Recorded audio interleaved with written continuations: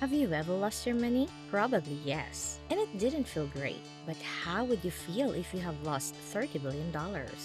That's an insane amount of money. Even the vast majority of billionaires don't have that kind of wealth. $1 billion is enough to make you and your entire family super wealthy. $30 billion would make you one of the most influential people on earth. That's more than the GDP of some countries. But guess what? That's exactly how much Mark Zuckerberg lost in the last market correction. Now, poor Mark Zuckerberg is not even on the list of the top 10 richest people in the world and is worth just $84 billion. The question is, how much did you lose in the last market correction? It doesn't really matter if you are a long-term investor because corrections happen all the time. They are part of the process. What actually matters is saving your first $100K. While investing in yourself, going to school, learning are all important. What makes you truly financially free is the size of your investment portfolio. The problem with investing is that all you can get is an average of 10% annually. For most people, that's peanuts because most people are ready to invest a few $1,000s a year at best. 10% on $1,000 a year is just $100. No one is going to take that seriously. But 10% on $1 million, that's $100K. More money than most people make in an entire year. So the challenge is to get to that point where your investment can earn enough on their own. $1 million is not a joke, especially when most people earned around $50K and live paycheck to paycheck. But $100K is realistic for most people. That's the moment when your investments earn enough to keep growing on their own. If you save $100K by the time you are 30 without investing a single dime, your $100K will turn into $2 million before you retire. However, saving your first $100K is the hardest part because the moment you achieve it, the rest gets easier. At the same time, I want to point out that it really depends on where you are. 100K in California is very different from Alabama, and in Thailand, 100K is much different from the US. But for the sake of simplification, we are going to use the 100K benchmark. The main question is, how do you save your first $100K? There are multiple ways to do that, but it all depends on how much you are ready to sacrifice. You can live on a super tight budget for a couple of years and save more than 70% of your income. Or you can be a bit relaxed and live a bit more comfortably, but it will take twice or thrice longer. The moment you clarify that for yourself, here are 5 ways you can follow to save your first $100K. But before we do that, make sure to give this video a thumbs up and subscribe. Number 1. Real estate. This is probably one of the best ways to do that. The point isn't to end up with 100K in cash, but to have 100K worth of assets, because at the end of the day, inflation is going to devalue your cash anyway. While, if it's an asset, it will at least catch up with inflation. The biggest obstacle is the down payment, but that's about it. Like or not, having a roof over your head is a must, and if you don't have a place of your own, you will most likely to rent one. So instead, why not take a mortgage and keep building your equity over time? Of course, a house has its own set of problems, but as home prices rise, rent prices do rise as well, and even if you leave that place, it can be turned into a source of cash flow. This is, of course, not the best option for everyone, because if you live in Vancouver, for example, where the average home price is over $1 million, your down payment alone would be $200K, which for most people is not an option. If you could take an advantage of super low mortgage rates in the last 2 years, then good for you. If you haven't, it's an option to consider if you can find a good deal in the market.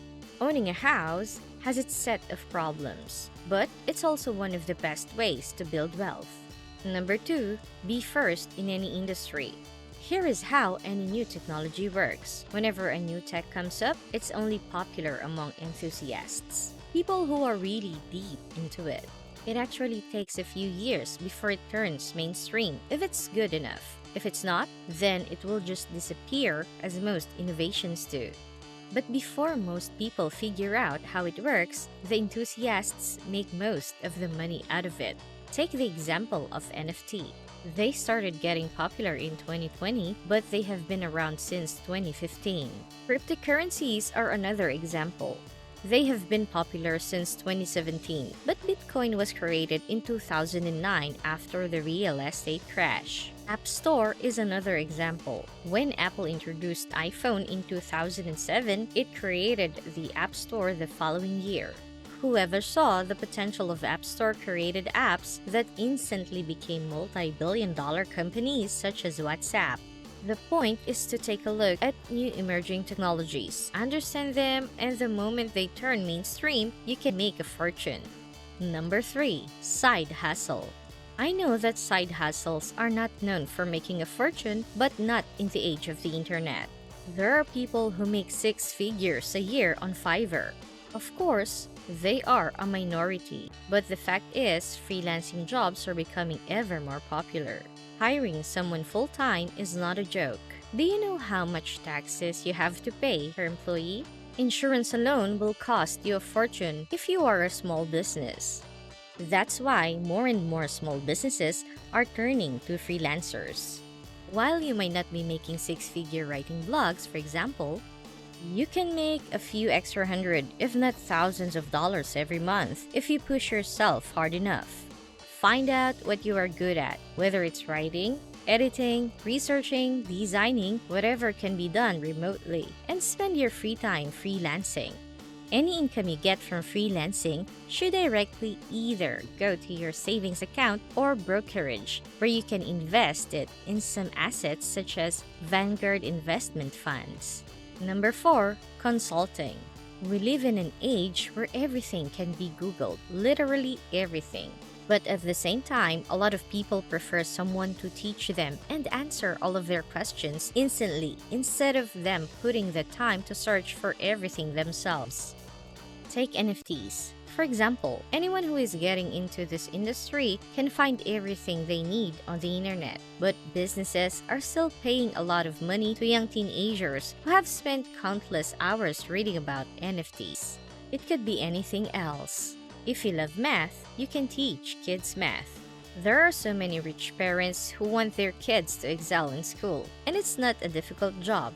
Once you get used to it, you just keep doing the same thing over and over. The most important part is that you shouldn't spend that money on yourself.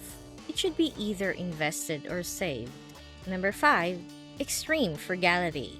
If you can't follow any of the options above, then your only hope is extremely frugality for a few years.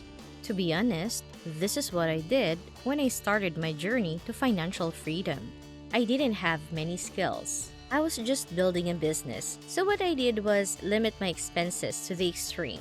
After a few years of saving, I stopped, but I also saved enough to invest. I don't recommend this method because at the end of the day, there is a limit to how frugal you can go. There is a point where you can't go lower because you need a roof over your head and food on the table.